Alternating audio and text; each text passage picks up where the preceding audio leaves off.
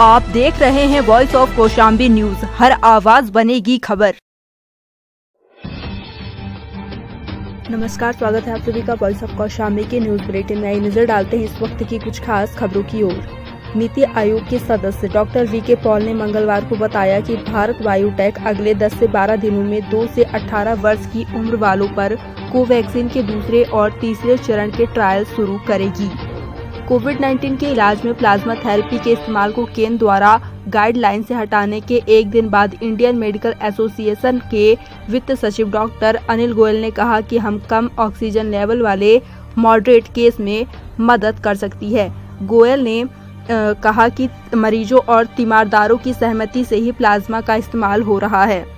Pune police ने सेना भर्ती परीक्षा के पेपर लीक मामले में सोमवार को एक सेवारत लेफ्टिनेंट कर्नल को गिरफ्तार करने के बाद कहा कि अधिकारी इस रैकेट का मास्टरमाइंड है। मिजोरम के राज्य योजना बोर्ड के उपाध्यक्ष एच रमाबी ने कहा कि सैन्य तख्तापलट के बाद से म्यांमार के 15,400 से अधिक लोगों ने भारत में शरण ली है। भारत में कोविशील्ड की खुराकों के अंतराल को बढ़ाकर 12 से 16 हफ्ते करने के बाद राष्ट्रीय प्रतिरक्षा विज्ञान संस्थान के डॉक्टर सत्यजीत रथ ने कहा है कि वैक्सीन की खुराक के अंतराल को बदला जा सकता है। उन्होंने कहा पहली खुराक के 6 महीने या उसके बाद भी दूसरी खुराक दी जाए तो भी वैक्सीन प्रतिरोध क्षमता को अच्छी तरह बढ़ाती है।